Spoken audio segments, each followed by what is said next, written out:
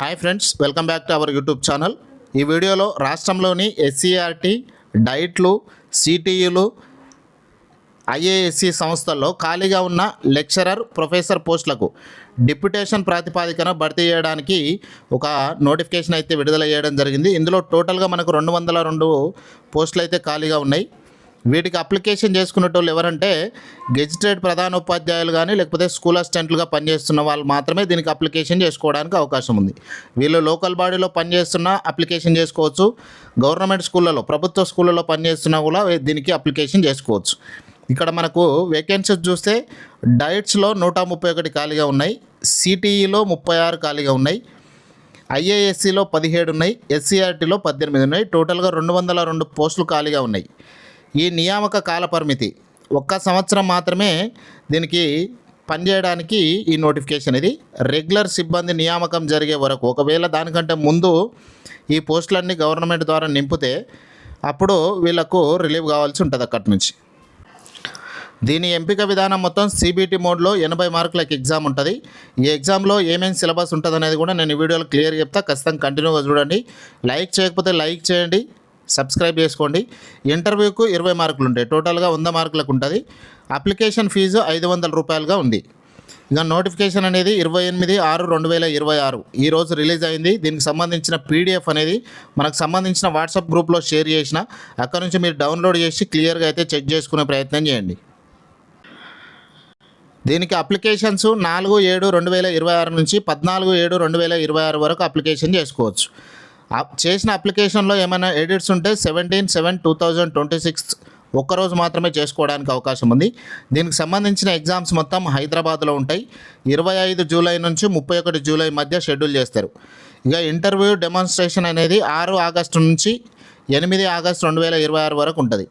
ఇక డిప్యుటేషన్ ఆర్డర్లు 10/8/2026 రోజు డిప్యుటేషన్ ఆర్డర్లు ఇస్తారు. ఇక్కడ దీనికి సంబంధించిన అర్హతలు మరియు స్క్రీనింగ్ నిబంధనలు చూస్తే 30/6/2026 నాటికి స్కూల్ అసిస్టెంట్ అయినా లేదా గెజిటెడ్ హెడ్ మాస్టర్ అయినా కనీసం 5 సంవత్సరాల సర్వీస్ పూర్తి చేసి ఉండాలి. ఇక వయోపరిమితి చూస్తే అభ్యర్థి వయసు అనేది 58 సంవత్సరాలు మించకూడదు. అది ఎప్పటి వరకు అంటే 30/6/2026 వరకు.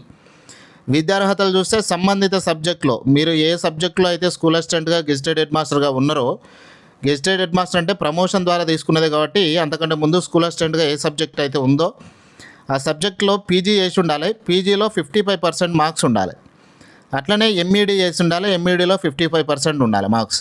ఒకవేళ ఎస్సీ, ఎస్టీ, బీసీ, పీడబ్ల్యూడీ అయితే 50% మార్క్స్ ఉంటే కూడా సరిపోతుంది.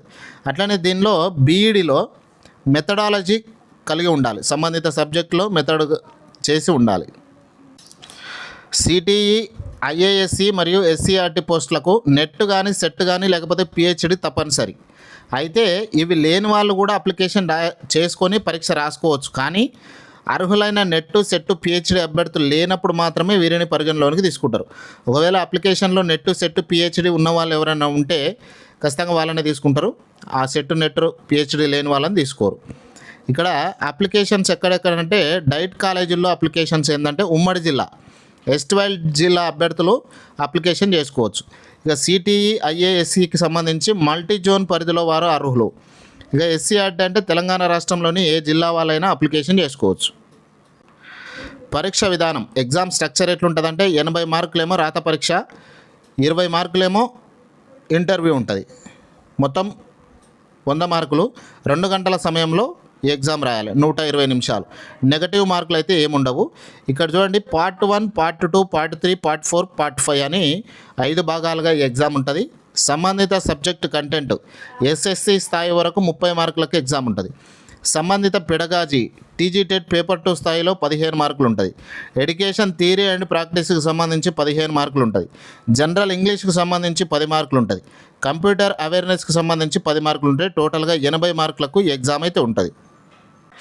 గమనిక ఏంటంటే డిప్యుటేషన్పై వెళ్ళే సిబ్బందికి కేవలం వారి ప్రస్తుత స్కూల్ అసిస్టెంట్ లేకపోతే హెచ్ఎం క్యాడర్ జీతభత్యాలు మాత్రమే వర్తిస్తాయి. లెక్చరరు, ప్రొఫెషనల్ స్కేల్ జీతం లభించదు.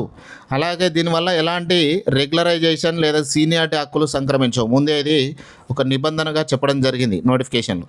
ఇది ఫ్రెండ్స్, దీనికి సంబంధించిన ఇంకా ఇన్ఫర్మేషన్ ఏమైనా కావాలంటే ఖచ్చితంగా అడగండి, దానికి సంబంధించి ఇన్ఫర్మేషన్ ఇస్తా. ఇది నిరుద్యోగులకు కాదు. ప్రస్తుతం స్కూల్ అసిస్టెంట్ లేకపోతే జిహెచ్ఎంగా పనిచేస్తున్న వాళ్ళు మాత్రమే అప్లికేషన్ చేసుకోవచ్చు.